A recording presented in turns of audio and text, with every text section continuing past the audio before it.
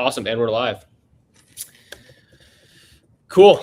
Hey, Dr. Collin, thank you so much for joining. We just went live here. We got some people joined in, so we'll wait for a little bit to see how many people join. This is our first. I can't hear you. Oh, you can't hear me? No. All right, guys, hang tight. We got some people joining. Welcome. No worries, take your time. Can you hear me now? No, you can't? Technical difficulties. No, I can't hear you. Here, let me see if it's on my end. Click settings at the bottom of the... What about now? Can you hear me now? No. Hello, hello.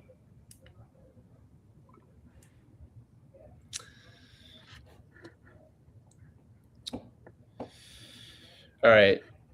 Leah, could you check out the live and just make sure my audio is coming through on the live? It is. Oh, I can hear you, Leah. Yeah. Is Collin's coming through on the live? I can hear both of you. Collin? That's weird. So Collin can hear you, but he can't hear me? I guess so.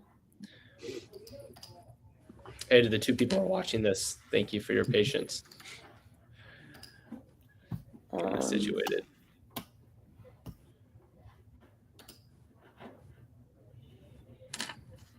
Let's see.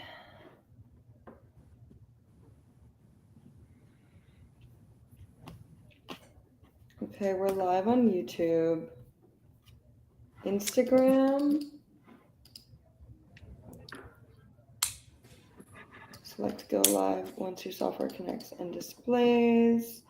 Cool. You might have to go onto Instagram because I don't have the... Okay, that's fine. Let's figure out this technical issue and then we can go live on Instagram. Collin, can you hear me now or no? No, he can't hear me. Leah, can you ask him if he can hear you? Can you hear me? I can hear you. Is this so weird? And Leah, you can hear me, Leah, okay? I hold all power. Why don't here? I'll leave and come back. Let's try that. Okay. You can hear me, Leah, too? Yep, I can totally hear you. Good. Yeah, I don't know. Yeah, I have no idea what's going on. Technical difficulties. Instagram is... Can you hear me now? Yes. Yeah, you are. All right. That'll try. Yay. That worked. All right. Thank you. All right. There we go. Cool.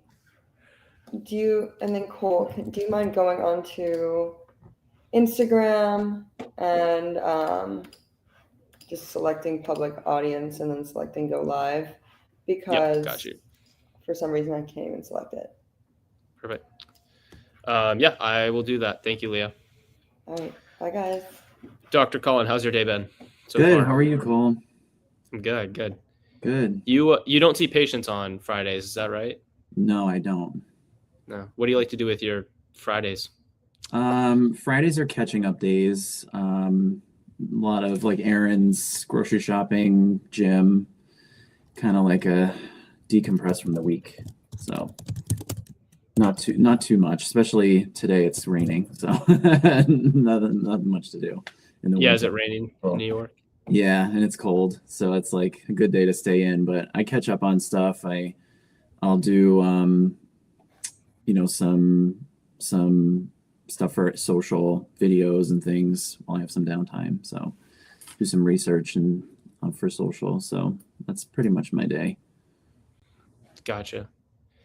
Let's do this.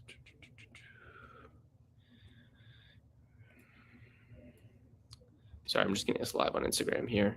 You're all right.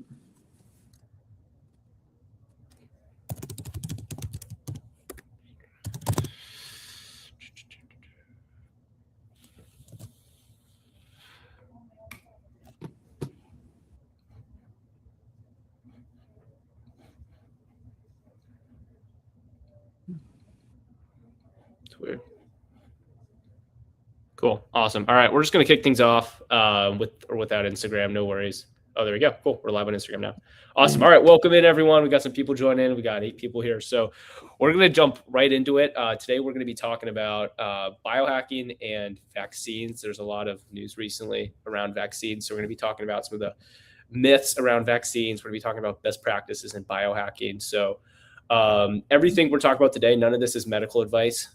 My name is Cole Seifer. I'm one of the co-founders of MedMatrix. I'm also the marketing director. And today I'm joined by Dr. Collin Renaud. He's a provider here at MedMatrix. Collin, thank you so much for joining. Of course. Yeah, I'm so excited to be here with you, Cole. Yeah. So, Collin, could you give us just a brief background on your experience in functional medicine and kind of what got you into this field? And then we'll jump right into the subject matter. Sure. Yeah. I mean, I've been a functional medicine practitioner for about 10 years. I hold multiple board certifications and a fellowship in functional medicine. So I really got interested in it because I live it every day. Through the years of practicing, I've become much more involved in bodybuilding, my own biohacking, which we'll talk a lot about today. I'm really passionate about nutrition and health. And one of my biggest passions in life is really educating people on how to live better. I see so much struggle in people in their lives and their health. So I try really hard to live it and educate through the way I live my life. So I got into it mostly as a way of my own interest in my own health. How do I live longer? How do I optimize my nutrition? How do I optimize my fitness? So through all of that, it just resonated naturally that that's what I wanted to do as a career. So it's really nice to go to work every day doing something you love. It's not really work. So that's awesome, man. Yeah, that's how I live. live. Thanks for sharing. Yeah, of course. So there's a lot of you hear a lot of terms thrown out there. So you hear functional medicine, holistic medicine, natural medicine, biohacking. So could you maybe explain the difference between like what biohacking means, like the difference between biohacking and functional medicine? Because there is a difference, and we do both. But can you? Yeah. I mean, functional medicine is really a philosophy of healthcare. So healthcare in the conventional sense, for most people, is a more traditional or Western approach, is sort of what we would call it. And it's a very pill for every ill, as I try to educate people on, where you go to the doctor because you have something that's wrong already. You don't feel well, you're in pain, you have some sort of a symptom that you need help with. Most of the time in the conventional medical space, your doctor will give you something, a medication, recommend some sort of procedure, surgery, something to get rid of the symptom. The functional medicine approach is really designed to go the other direction of, okay, you don't feel well, but why? Why is it that you don't feel well? What is it that's not optimal about your body? And how do we reverse this problem rather than masking it with some sort of medication or other intervention? Not saying medication is bad, not saying surgery is bad. I'm not anti-medicine in any way. I do practice medicine, but 85% of chronic illness in the United States is driven by poor lifestyle and poor diet. So if we can take a functional medicine approach to patients and look at it from another way of how did we get here versus how do we just put a Band-Aid over it? So the functional medicine approach is a little bit different than, say, biohacking. Biohacking takes it to the next level of, okay, we are looking at your diet, we're looking at your lifestyle, but we're also looking at ways to really optimize your longevity. How can we make you even stronger? How can we make you perform even better? How can we take you from, say, average, if you want to call it average, to something at the next level? And that's really what I'm passionate about in my own life, and that's what I try to educate patients on. But that's one of our tenets at MedMatrix, is to really take people not only to their health optimally, but then beyond. How can we make it better? How can we, achieve a goal for a patient? How can we make them live longer? How can we make them live life optimally, more happy, more healthy? So that's kind of the difference. Yeah, that's awesome. That makes a lot of sense. Okay, so for those who are just joining us, so functional medicine is more the medical philosophy of treating the root cause of issues, while biohacking is more what tools and resources are there to essentially push beyond the limits of what might be organically normal. Am I understanding that right, Collin? Yeah. And one of the things I think that the traditional medical model lacks is longevity. And how do we push people? How do we get people to feeling so good? I have this conversation almost every day with my patients who are postmenopausal or menopausal women. Unfortunately, in the United States, we take women that are in their late 40s, early 50s. They're not feeling great. because their hormones are changing. And unfortunately, their hormones will change permanently for the rest of their life. They could live 30 plus years without hormones and they'll feel really bad. And the conventional medical practice for most people is they just let it happen. And I find it so unfortunate for women and men, same for men. We just let people kind of deteriorate and wither away. And when they have 30, 40 years in their later half of life to live optimally and thrive and do really great things and live great lives, that's really what the optimal part of biohacking can mean. So, yeah, you're hitting the nail on the head there, Cole, for sure. Yeah, that makes sense. So can you give me an example of like when a patient comes in, let's say, we see a lot of patients generally older, 40 plus. Yeah. What are some of with biohacking? Well, I guess the functional medicine approach first and then biohacking. What are some things that you're looking for as far as like, I don't know if you can give any examples of like maybe patients you've helped recently. Okay. Trying to find a way to cleanly sum this up. So like what is what would a typical biohacking treatment plan look like in reality? Like, where do we start is what you're Yeah, saying? like we've been very vague. Like, let's get Yeah. specific. What does biohacking Yeah, actually, so what if does that someone look like? wants to biohack their health, like where do they start? Like what's the first thing they do? Yeah. It's really looking at the parameters of who they are as a person, right? What their diet's like, what do they put in their mouth every day? And diet is one of the most hot button topic questions that I get with my patients. Almost every patient I see, when I get to this question, they kind of like shrug back in their chair a little bit and they're like, yeah, my diet's pretty good. Well, no, what is it? What do you eat? Like, what are you putting in your mouth every day? Are you eating processed foods? Are you eating seed oils? Are you drinking coffee on an empty stomach? Are you hydrated? We really have to look at the nitty gritty of a person to really biohack. So diet's a huge thing. We have to take really good inventory of their lifestyle, right? How much do you sleep? Do you work second shift? Do you work overnight? Do you sleep 4 hours a night because you have kids and you've got to, manage house stuff? We also extensively look at blood work. That is a huge part of the med matrix approach that most other people are not doing, especially in the conventional world. We want to understand what people's parameters are, what their hormones are doing, what their thyroid's doing, what their cardiac risk is like. Are they nutritionally deficient? I mean, these are things that are really baseline important for getting a patient not only optimal health, but then to a higher level.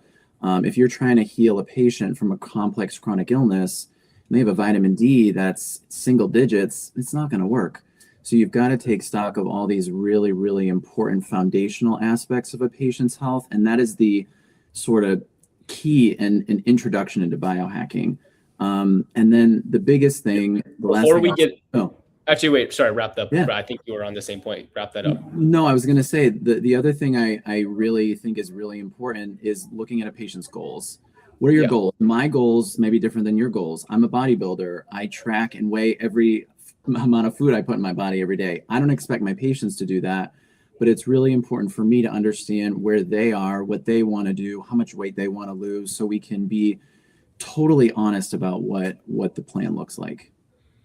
Yeah, and that's something we'll get into about how goals matter, right? Because I know we hear this from patients all the time. Like you go into conventional medical doctor, more times than not, it's like you're in the conventional system, right? Where it's that more symptom first based approach. It's not really about your goals. It's about what's kind of average.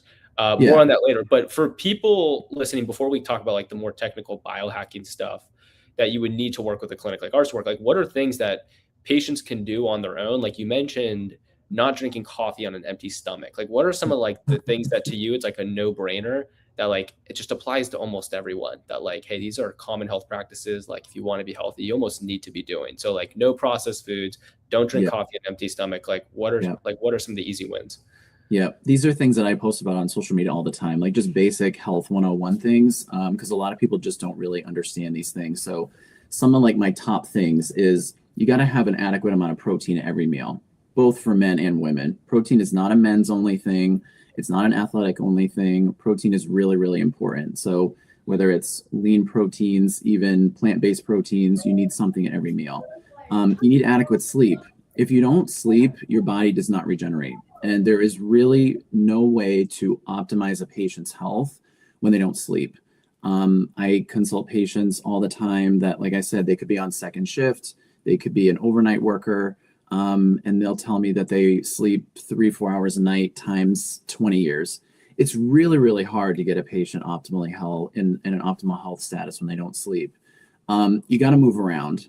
The second you sit down for too long, your health is going to start to deteriorate. We as humans were not made genetically, and we didn't evolve to sit down for 10 hours a day. I know it's really hard when people have sedentary lifestyles with work and an office job, but you have to find a way to move. And the biggest thing that I always tell people is cardio does not make you lose weight. Reducing the amount of calories does not make you lose weight. So you've got to lift weights, you've got to eat properly, you have to look at the body as a machine, and that's how you optimize your health. So those are like my big things. Oh, and vitamin D. That's another big one. Almost every patient, especially our patients in the northern part of the Northeast, they all have low vitamin D. So important for your health. Cannot stress that enough.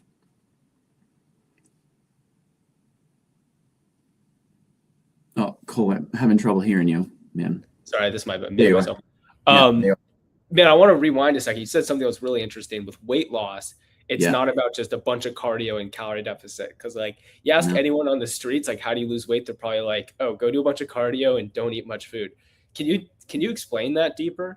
So- that was really, like, how does that, like, why is that scientifically correct? And how, like, what are the things you should be doing to lose weight? So weight loss is one of the most common symptoms. We'll call it a symptom, but it's one of the most common goals that patients that come to MedMatrix go looking for. Almost every patient that we see, that I see anyway, I'll speak for some of my other clinicians, I'm sure they see it too, is I want to lose weight. That could be very different. Some people are 100 pounds, some people are 10, but there's some level of body change that people are wanting to adopt. So in the advent of social media, which has changed the way we practice healthcare and share information, has allowed us to share things that don't quite add up. So weight loss is not a restriction problem, right? It's not eat less, sort of walk 20,000 steps. Humans evolved in such a way that we were designed to eat all the time. And back in the day when we were only eating once a week, right? We were on the hunt, killing a wildebeest, and we would eat this massive amount of food once a week, and then we wouldn't eat for a week. We were in this constant starvation mode. So when your body is in a constant starvation mode, when you're not eating enough calories in a day, what your body will do is store almost everything you put in your mouth as fat because it thinks that you aren't starving. So if you are eating a salad, right, 200 calories twice a day, and it costs about 1,400 to 1,500 calories just for you to exist, which is your metabolic rate, your basal metabolic rate, to breathe, to go to the bathroom, to sit on the couch and do nothing. It costs a certain amount of calories. If you're not eating what that equals plus a little more, you're going to be in a constant red. And your body thinks it's starving, so you're going to pack on fat. And if you go run on the treadmill for half an hour, that's even less calorie deficit. So people that are trying to lose weight, in my opinion, I see this all the time, they are in a constant calorie deficit. So what they're doing is quite the opposite. They are getting fat as storage. Every food particle you put in your mouth is stored as fat. So it's really the opposite of what people think. They need to eat more. They need to get off the treadmill and go lift weights. That's the key to weight loss in a nutshell, right? It's not that simple, but that's kind of the starting point. Yeah, that's contrary to even when I remember when I was in high school in like health class, Yeah. they taught you how to calculate the calorie deficit if you wanted to lose weight. It's like, hey, you have to be in this big of a calorie deficit. So that's you will lose weight at the beginning, but it won't last. It'll stop, and then you'll gain back, or you'll hit a plateau very quickly. So every time I'm in the gym, when I see people on the treadmills that are overweight, I just want to go up to them and just like shake them and be like, no, this isn't, just come join me, lift some weights or something. So, but I don't want to be that guy. So, and why is lifting weights so much better than cardio? Lifting weights, Yeah, so fat loss really comes from muscle metabolism. So when you work big muscle groups like back muscles, leg muscles, what that is doing is that is creating a fat. It tells the body to burn fat. So when you lift weights, especially for people that are older, lifting weights not only helps with bone health and longevity, but it also is what signals fat burning. So cardio doesn't signal fat burning. It's quite the opposite. So it is a very common misconception, and I wish it was much more out there in the public eye that we need to not just move, we need to lift things. So yeah. Thank you. Yeah. That's awesome stuff. Hey, if you're just joining us now live, feel free to drop questions in the comments. If we have some extra time, we'll get to your questions. So let's talk a little bit more about biohacking. Can you give me let's get like more specific, like what does an actual, like what are you looking for when you have a patient who comes in and they're like, hey, I want to feel as absolutely optimal as possible. What specific things might you recommend? And if you can explain the science behind those things as well, that would be great. Yeah, so some of the most common things that we utilize in, I guess if we're calling it biohacking or just optimizing longevity, is, like I was saying earlier, is really understanding a patient's baseline, what their hormones look like, what their thyroid looks like, what their nutrition looks like, basic and really vital nutrient levels, cardiac risk markers. So that is where I often start with people, is these foundational things, like what does your vitamin D look like? What does your B12 look like? Are you iron deficient? A lot of women, I see women, this happen all the time, because women that often are struggling with health issues may have irregular periods. They may have heavy menstrual cycles. They're anemic, and their doctors, they brush it off, or it's like, yeah, it's not that bad, so we're not going to do anything about it. Again, if these basic foundational things are not optimal, it's really hard for people to feel well. So for me, as a provider, the foundational pieces are so important. So I try to educate on the importance of getting the nutrients in, improving the hormone levels, looking at thyroid. So in terms of where we would start, we could start with optimizing nutrients, whether that's oral or intramuscular injections. IVs can be really helpful. Also optimizing hormone health, whether that's through supplementation, through dietary change, through actual bioidentical hormone replacement, or all of the above is usually what we're doing. Again, optimizing thyroid, looking at what the diet looks like that's affecting thyroid hormone. Hey, real quick, how does diet affect your hormones? How are those two so closely connected? Diet affects your hormones by the hormone production. So if you're not putting in the right nutrients in the body, you are not able to make hormones. So there are certain nutrients. So I'll use testosterone, for example, because this is something I see a lot on social media. Testosterone, for example, needs certain nutrients to be made in the body. Things like vitamin D, zinc, magnesium, certain fatty acids. So if you are deficient in these things, or your diet is really focused heavily on processed foods or fatty foods or foods with very low nutrient density, it's going to be really hard for your body to make and use those nutrients to make the proper hormones. Similar to like your immune system cells. I educate patients on this all the time. You need vitamin D for your immune system to make immune cells. If you have none or you have very little, it's very hard for your body to make the necessary cells to keep your immune system optimal. So same thing for your thyroid hormone. You need selenium, you need copper, you need zinc. If these things are deficient, it's going to be hard. So these are very basic things that we look at with every patient that walks in the door at MidMatrix. And this is how we get a snapshot of where to start and how to optimize. Gotcha. So like so you bring in with the patient, let's say like average patient. So they're not like really, really sick, but they're also not optimal. They're still doing some things that they could do to improve their health, like, for example, calories and protein and supplements.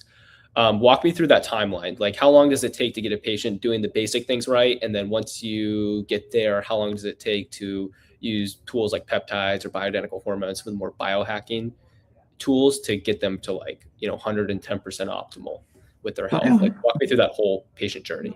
Yeah, so the patient journey really starts with looking at laboratory data, and then having a meeting with a practitioner to really understand everything. So when I see patients, I start right away, right? We look at all the nutrient levels, we assess diet, and we talk about that at the first visit. So in terms of these foundational pieces, we get started with that right away. Now, for example, something like an anemia or a vitamin D deficiency, that takes a little time to improve, but you have to start somewhere and you have to start right away. So those are things that we start right away. We talk about diet right away because that's stuff that really gets the ball rolling and gets people starting to feel better much quicker. Long-term longevity with things like peptides or hormone replacement, that is a long-term thing. When I put people on hormones, can they feel better within a couple weeks? 100%.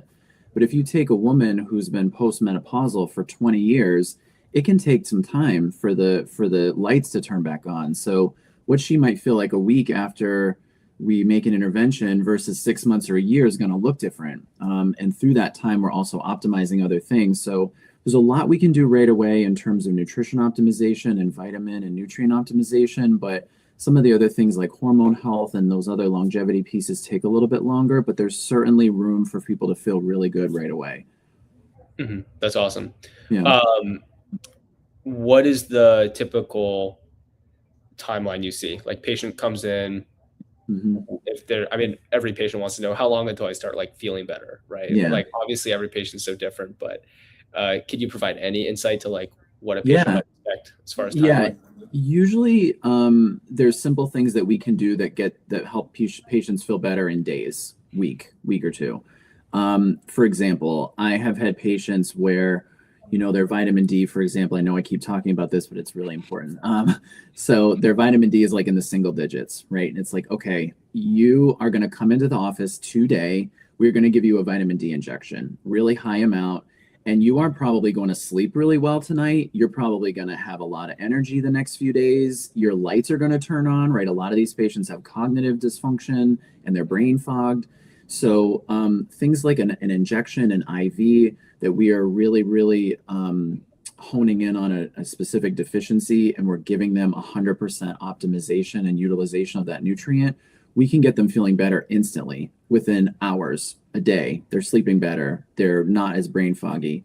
So then we, as I call it, peel away the layers, right? Over the coming weeks, months, we're optimizing their diet.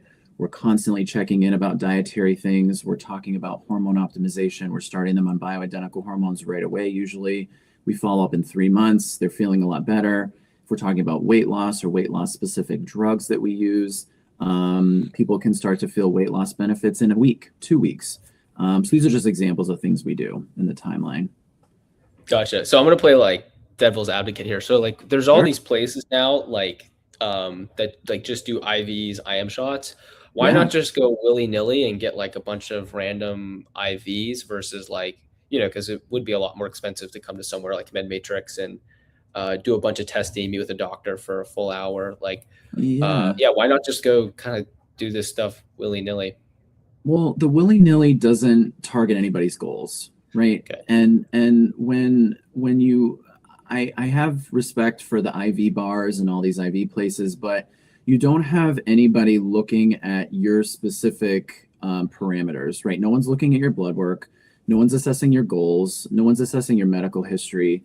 I mean, they are to an extent, so you can actually receive the IV or the shot, but no one is looking at you as an individual person that needs very personalized care. And while some of those interventions may help you feel better in the short term for a day or two, it's not an answer to an overall broad look at your health. Almost every patient that we see has very broad health goals that are long-standing, right? These are issues that people have had for 10, 20 plus years. Getting an IV at an IV bar is not going to solve a 20-year problem.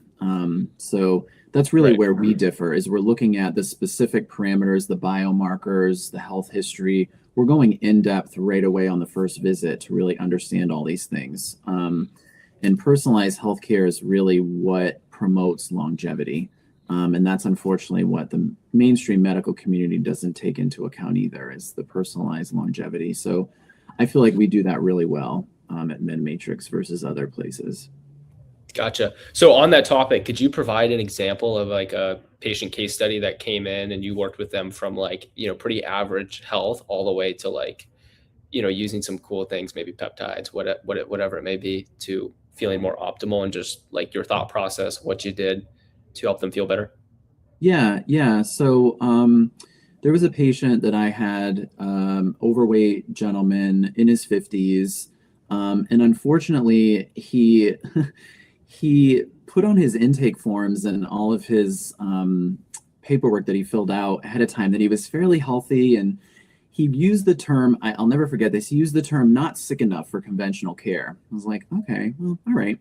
But when I assessed all of his biomarkers, he was quite overweight, and he had weight loss goals of about 100 pounds, and that was what he said. So it's like, okay. And then we went through his biomarkers, and he had very low testosterone. He had very high cardiac risk cardiac risk markers that most doctors are not looking at. We look at them to assess a patient's cardiac risk.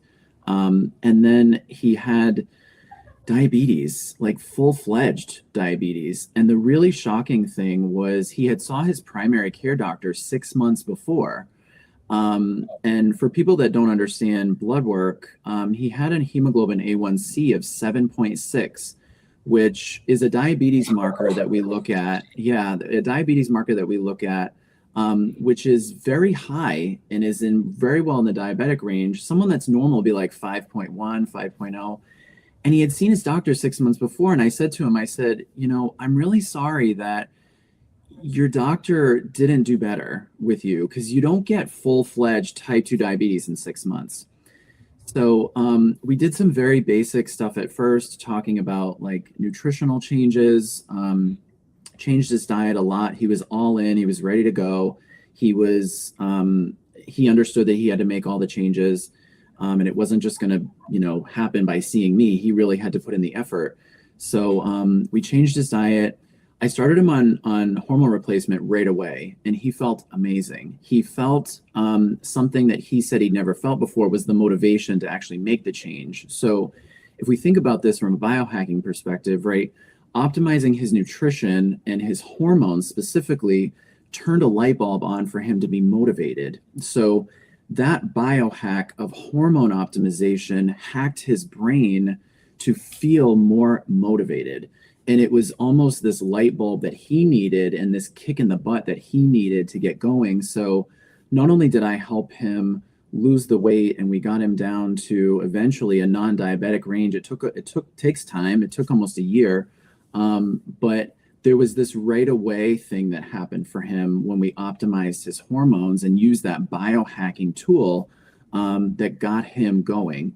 So this is where the journey for most people is different from a conventional setting or other types of wellness clinics. Is we can find ways to get people going that is really revolutionary. So, and I don't want to say miraculous, but I've heard that term many times, and it's really what people need to change their life. So it's an example I've used before, because like I said, it was so surprising to me that his doctor didn't catch that he was diabetic 6 months prior. It was really shocking. So yeah.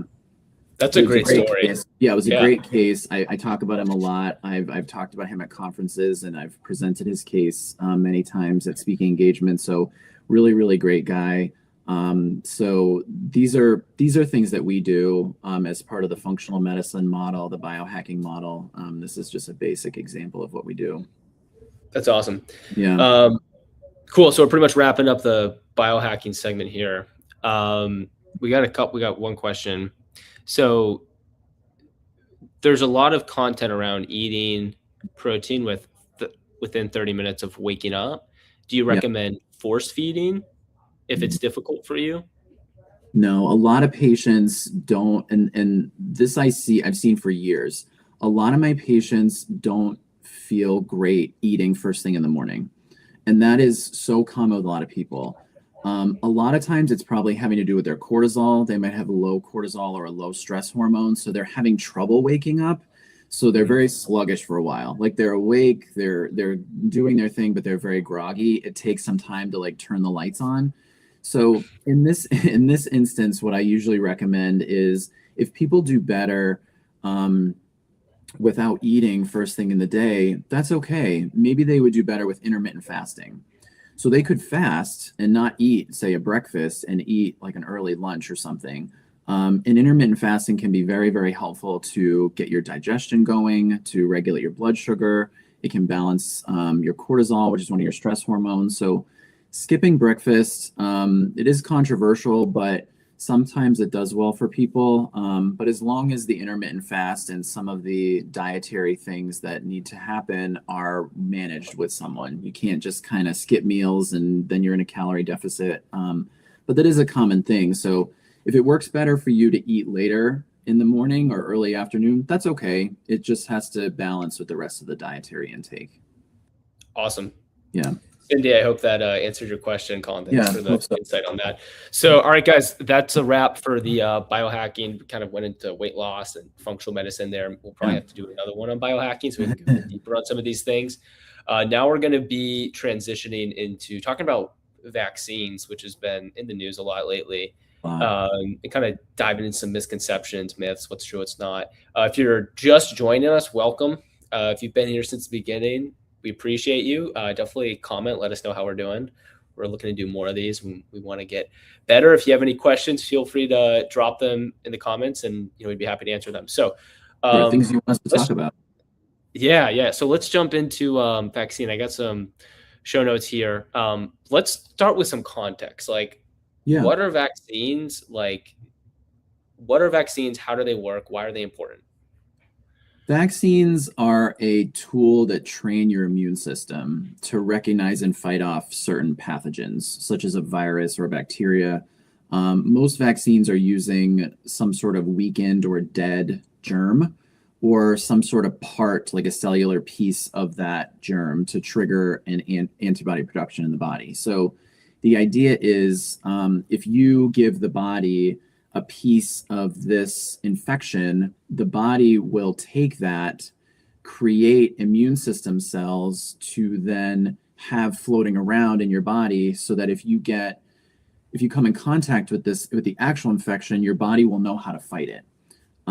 So for example, measles is a hot topic, and it's very controversial, but if you give the measles vaccine and a child gets measles, their body recognizes the bug and they can fight it off. That's like the basic 101 of vaccines.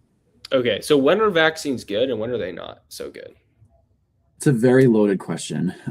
So vaccines have been able to significantly reduce a lot of very major illness in the world, in the human population. So I want to make it very clear that I'm not, and I will speak for my other clinicians in MedMatrix, that we're not anti-vax, and we're in the middle, right? We look at everything in the middle. So vaccines are good because they can, like I said, help significantly reduce an illness in a human population. They are not good, though, because there are things in vaccines that can be very toxic chemicals. And I have had a lot of patients do very poorly with vaccines. They got the COVID shot or they got the flu shot and they felt really bad after. So it's not that they're outright good or outright bad. It's really from a functional and integrative medicine approach. What I try to do is try to understand, is the patient ready for a vaccine? And it has to be a very individualized thing for the person. We can't sit and say that vaccines are totally bad or totally good. I think it's a very individualized approach for a person and what their needs are, what their history is. Gotcha. So when would be a classic example of when a vaccine would be maybe a good option? Like let's use the COVID vaccine as an example. When would that be a good idea? And when would that be a not so good idea? So if a patient like I said, taking into account of a patient's health history, right? Is the patient elderly? Do they have high risk factors, right? Are they a healthcare worker? So in those instances, things like the flu shot or a COVID vaccine may be very appropriate because the risks of getting the infection outweigh the potential risks of the vaccine, especially, like I said, for an elderly patient or someone that has some sort of increased susceptibility, like they work in a hospital or something. Where it may not be so good, right, is if a patient has a significant medical history. Do they have a history of an autoimmune condition? Do they have something called mast activation syndrome, which is an over response of the immune system? Do they have an inflammatory condition? Is their diet poor? Is their nutrition, not optimal? Are they underweight? Do they have cancer? All these things can play a role, and that's where it becomes very, very important to understand what back to the goals that we were talking about earlier, what the goals are to give this vaccine and why we're giving it and what the outcome needs to be. So those are things that need to be taken into account. Gotcha. So with the COVID vaccine, it's obviously a very hot topic, and I know you just said you have patients who've come in who've gotten the vaccine and they're having issues from that. We've also seen a lot of patients we have a lot of patients with long haul COVID. Long COVID, I know you've helped a lot of patients with long COVID. Yeah. What's the difference medically between long haul COVID and having issues from the COVID vaccine after taking it?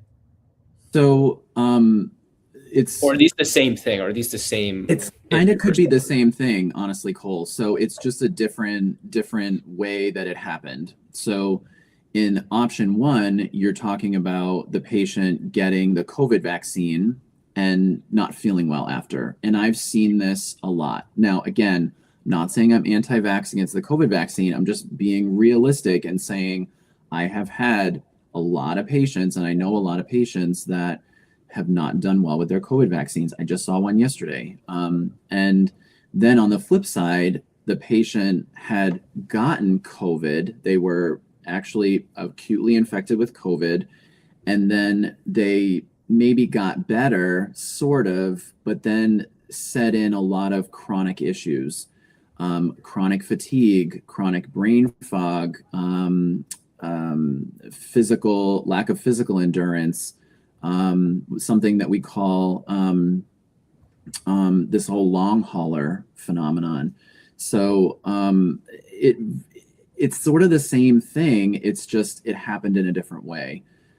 So trying to understand a patient's background is really important, and trying to understand how to optimize them is also really important. So these things we do see a lot, for sure. Gotcha. What is going on medically? So we just got a comment here. I lost my sense of smell and taste from having COVID without having the experimental drug. Imagine that's the vaccine that she's referring to. It could be COVID that she's talking about. Okay, maybe. What's happening on a medical physiological level that's causing long haul COVID or issues from the vaccine? I know, if you could explain that. So it may be a little bit different depending on if it's the vaccine or actual COVID. So if it's the vaccine, it could be, again, if the patient may have not been appropriately ready for the vaccine, right? Was their body stressed too much? Did they have poor nutrition? Did they have poor nutrient status? And it created this increase in their immune system response. So that happens a lot. Versus when they get COVID, what we're seeing a lot of, and what a lot of the drug trials now are trying to target, is something called a spike protein. People probably have heard about this maybe in the media or read about an article. The spike protein is a part of the virus that sticks around after the virus goes away. And we see accumulation of spike protein in post-mortem like autopsy pathology assessment. So we've seen spike protein in people that died of COVID, and the spike protein was in the gut or in the heart or some other part of the body. And it's like, how the heck did it get there, number one? And how would we treat this if the person was still alive? So a lot of the drug trials right now are looking at how to treat the spike protein. So we think that long haul COVID might be this accumulation of the spike protein in the body, but we also see long haul COVID as a over excitement of your immune response. So you have a basic immune system when you're born. It's called your innate immune system. And what can happen with people is if their body is dysregulated, they have this over response of their immune system, and it stays, and then their body doesn't feel well after COVID or the vaccine. So it's a very, very long story for some of these, but that's kind of a Cliff Notes version of the two. Gotcha. I guess, are you treating patients with issues from the COVID vaccine and long haul COVID? Are you treating them the exact same, or are you treating them as far as like helping them get better? Yeah. Okay. Sometimes it depends on their, I don't want to call it disability, but it depends on how bad their symptoms are. A lot of times for both, I'm looking at some of the basics, right? The foundational pieces, their nutrient status, their gut health, their hormone health, because a lot of times people aren't feeling well because a lot of that stuff was not optimal when they got the vaccine or when they got COVID. If a person, but on the flip side of that, I have had triathletes get COVID and be long haulers, and they could no longer go to work and they were medically disabled. It's like, okay, well, what the heck happened there, right? They were optimal health to start. Why is it affecting them so bad? So this is where the personalized approach comes in, and it can be really complex. But for most people, it's trying to optimize their health, trying to optimize the foundation. That's where I start. And then you sort of go from there. Gotcha. Can you dive deeper into that? Because like this is something that boggles me, that I've heard quite a bit, and I see a lot of patients come to us who've dealt with this, where like they, you know, in your example, like they were a triathlete, they were like the top 1% of health, they got the COVID vaccine, and then now it's like they can't even get up the stairs without being out of breath. Like what happened? Like what's, and then some people get it, they're fine. Like what's happening to that? Exactly. Like triathlete? Yeah. So this is where trying to understand, you know, what the physiology of what's happening is important. So the physiology of how COVID works. And to be honest, I still don't think we understand it. When COVID happened, you know, we were already dealing with trying to improve people's health status. And then COVID came and it's like, oh gosh, what do we do with this? And then the COVID vaccine came and it's like, oh gosh, what do we do? We don't know. We've never done this before. So when we're looking at a patient such as a triathlete that struggles with long haul COVID or a COVID vaccine, we'll call it an injury or a you know, an issue post vaccine, we're trying to understand like things that are not the foundation, right? Do they have some immune dysfunction that is not understood, right? Like a mast cell activation syndrome issue? Do they have some sort of problem with upregulation of inflammatory cytokines? And then we can do testing for that. Is there something else that could be going on from like a medical history perspective, right, in their family history or genetics? And this is really this is where functional medicine comes in, is to sort of say, okay, well, we've got this problem. How do we look at the body as a whole to understand this? And sometimes it's not simple, but from my approach as like an Inspector Gadget or like a Sherlock Holmes kind of thing, I'm always going to look like, okay, if we can't find the answer, what else are we missing? But there could be genetic issues. There could be, like I said, immune system issues that were not understood prior, and the patient had an optimal health, so it was unrecognized. Those are common issues that we see. Also, toxin exposure is a big one that people don't know that they have, and it affected their immune system such, and then they got COVID, and that was like what took them over the edge. So there can be a lot of things. And like I said, this is how the functional medicine approach differs. And this is how we try to approach these things, is understand all of it. Because you sometimes have to. People struggle for a long time with these issues. Yeah. 100%. So what are some of like the tools and like what are the things we can do with lifestyle medicine to help, you know, return the body to normal after long haul COVID, being vaccine injured? And what are like some of the tools and resources that we have at MedMatrix that you use on patients to, again, just get them better faster, treat the root cause of what's going on? Yeah. So some of the things that are really helpful, again, trying to maximize and optimize dietary intake, trying to optimize and maximize nutrient intake. So, you know, we can talk about like normal levels of things, but is it optimal, right? Sometimes patients need optimal, they need extra. Patients, I've said this to so many patients, patients that have complex chronic health issues, like say a long COVID, they may need more supplementation of like vitamin D or B12, right? Their doctor might look at their labs and say, oh yeah, your labs look normal. But for that person, they need more because their body is trying to fight something. So trying to optimize all of our tools, right? Whether it's intravenous support, intramuscular support, health coaching to look at diet in more in depth, doing stool testing, right? The immune system, 80% of your immune system lives in your gut. So if you're having an immune issue, we can look at we can use advanced stool testing to say, okay, what's going on with the health of the GI? Is that really where the root cause is? So Can you those are explain what things you that- mean by what do you Yeah. mean 80% of the immune system lives in the gut? Like, yeah, can you explain that? So you have immune system cells that live in like nets and conglomerate together. So about 80% of the immune system cells that are in your body at any given time aggregate in the lining of the gut or in the walls of the gut.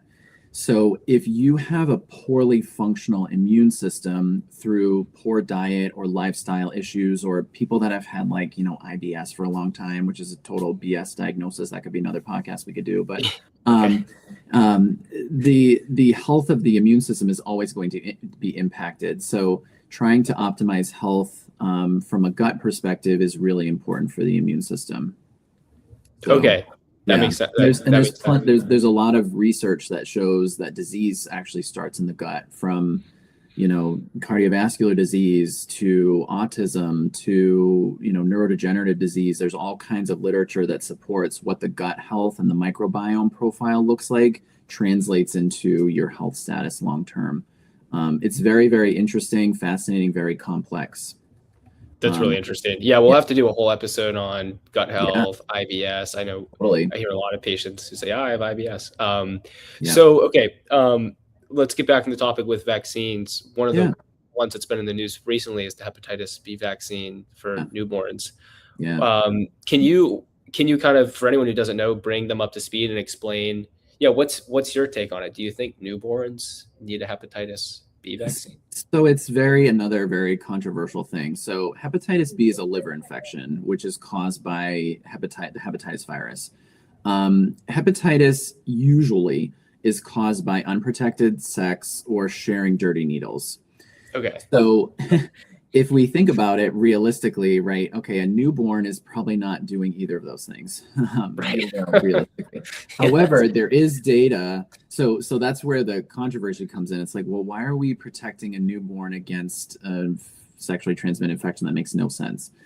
Hepatitis B can be transmitted via childbirth. And the research shows that even a very small amount of some sort of biological fluid like blood, if there's transmission from a mother to the baby, it can transmit. So I think a lot of the conventional medical community is upset because they're saying, well, that's a big reason why hepatitis B is prevalent, is transmission via childbirth. So, which it's not technically wrong, but I think the majority of the cases of hepatitis come from these other things. So I think it's, for me personally, and as a clinician, I don't think hepatitis B vaccines are as appropriate for children because it just adds another layer of vaccine. And maybe we need to do better about, screening, when women are getting pregnant or some of these other things that we're doing. Maybe there needs to be more health care for pregnant women and women looking to conceive for some of these things, rather than blatantly giving all babies another vaccine, right? And I know that's not as simple as it sounds, but these are some of the controversial things. So as a clinician, I'm more on the side of no, because I think the data supports majority of Hep B is sexually transmitted, not transmitted via childbirth, or you're not going to see as much prevalence of that. I think it also depends on where you live, right? Do you have lack of access to healthcare? Are you in a socioeconomically, underprivileged area where there isn't some of this prenatal care? So are vaccines more important there? Maybe, but how do we regulate that? It's hard. So okay, yeah. Thank you for the explanation. Yeah, no, I mean that was really helpful, and it makes sense, right? I mean, you got to look realistically, how do you get hepatitis B? And it's from needles, and Yeah. the approach of testing moms beforehand would make a lot more sense. So why are why is like loading up a newborn with like a ton of vaccines? Why is that necessarily a bad thing? Because he talked about how like vaccines can play a burden on the immune system. So I imagine like Yeah. newborn coming out, throwing all these. I guess you explain to me why is throwing a bunch of vaccines at a newborn? So Why can that be a bad thing? yeah, when you're born, you are still developing your immune system for quite a while after you're born. You don't come out with a fully functioning immune system. And one of the other things, and this is another sort of hot topic, is whether a child is breastfed or not. And I know that is very, it's not as simple. Some women can't, and there's difficulty. And I am never, as a man, going to have a comment about what a woman does. But we can understand what the medical science says. So when a baby's breastfed, they're getting a lot of the immune system support from the mother. There's immune cells being transmitted there.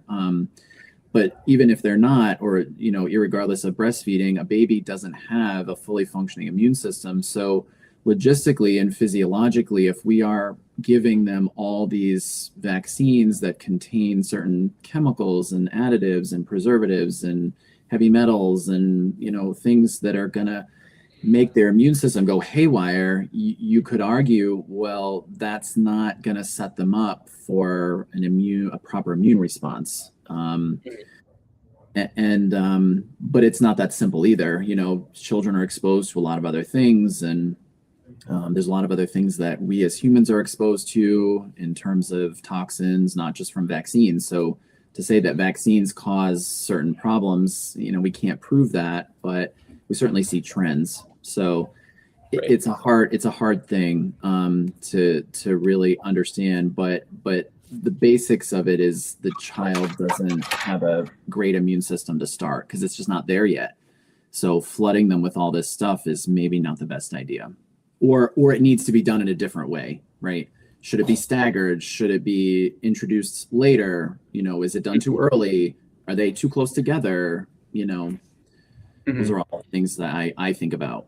So when I think about I don't have children, but if I was to give my own kid a vaccine, right? I'm not anti-vax, but I would definitely think about the specifics of the vaccine, right? Ones that are preventing disease that has been totally eradicated, right? Okay, that's more smart than something like HPV, which, is more situational. And then I would think about, how do I optimize this, right? Do I spread them out? I optimize my child's nutrition. Do they need all their vaccines at once? Can we take off a couple and do them later? Or, so it's, again, very individualized. I hear it. That makes a ton of sense. How could something like overburden a newborn's immune system? How could that then? Because I know there's a lot of people out there that think vaccines can cause autism or other issues down the line. How could, theoretically, how could overburdening an immune system later contribute to other health issues later in life? Yeah, I mean, theoretically, you could think about it as, potentially a development of autoimmunity or immunodeficiency in some way. We think about, when you just look at patient populations, right, or just think about your own life, right? Everybody in the world knows somebody that, gets sick all the time, or they have a friend that's always at the doctor. They've always got chronic health issues or whatever. So could we make some assumptions that if they were a newborn and their immune system was toyed with a little bit for whatever reason, did that cause them to be more susceptible to things later in life? Possibly. But there's just no way to prove these things. That's the hard part. But if you just think that's why logistically, it's sort of the way I approach it is it's not perfect, but how do we do it the best way to give the best potential outcome in a very difficult situation? So, but theoretically, like I said, you could introduce, immune dysfunction. You could potentially, is there risk of autoimmunity if the immune system is played with too early in a baby's life? Those are things that I consider for sure. Gotcha. Yeah. Another hot topic. So those are the third one is the flu vaccine. When is that good and when is that not so good? Personally, I'm not a fan of the flu shot because it's consistently never as beneficial and effective as we'd like it to be, because when they make the flu shot, we're using the flu virus from now, right? When they're developing the flu vaccine now that we will use in 2 years or 3 years. So by the time the flu gets here, it will have mutated. So the vaccine is not as effective as we'd like. It loses its effectiveness. So I think for most people, the flu shot can be effective, but again, it depends on them. So are they in healthcare, right? Do they work in a hospital? Are they elderly? Are they a caregiver, right, for an elderly parent or something like that? Are they immunocompromised versus not? So, I think the flu is something that a lot of people get and they get over it. But there are a handful of people, right, if their health is not optimal, they have some sort of pre-existing condition, they're elderly, immunocompromised, or if they get the flu, they could die. So in those instances, a flu shot could save their life. So it's what is best for the patient. I don't get the flu shot because I feel that I'm a very overly healthy person. I don't have a significant medical history. So if I got the flu, I got the flu, and I would probably likely get over it. But say an 80-year-old person with COPD or heart disease or all these other, conditions, if they get the flu, they might die. So more appropriate for them, maybe, I can sit it out. Yeah, thank you. That makes a lot of sense. Yeah. Cool. So that's about time. So for patients who, I guess for Med Matrix, like becoming a patient, like, I guess we'll go this from the other angle. Is there someone who should not become a patient at Med Matrix? Like who shouldn't? I don't think so. I mean, even the top athletes of the world, there's always something that they could do, right? So I would say that most people are not top athletes, right? That's the 1%, so the other 99% of the world has something they can work on. And I go back to my example of my patient earlier that wasn't sick enough for medical care, but he was type 2 diabetic and he didn't know it. So there's always ways to optimize health. And even if you're not struggling with a chief concern or health issues, longevity is really important. Diabetes starts in your 30s from decisions you're making. Alzheimer's starts 20 years before it starts. So decisions you make now affect who you will be in 20, 30 years. So at Med Matrix, one of our principles, our philosophies is longevity, and how do we optimize not only your health now, but who you will be in the future. That's awesome. Yeah. We're gonna end on that note. That was a great note. Cool. Well, everyone who watched, looks like 12 people left here. We appreciate you. Definitely give us feedback. This was really fun. I had a great time. I learned a lot. If you are interested in becoming a patient, you can go to the website. You can get $100 off as a new patient. Just click Get Started, and you can book a call with someone from the patient coordinator team and walk you through how we can help. Until then, we'll see you in the next one. Thank you so much, Collin. Yep. Thanks, Cole.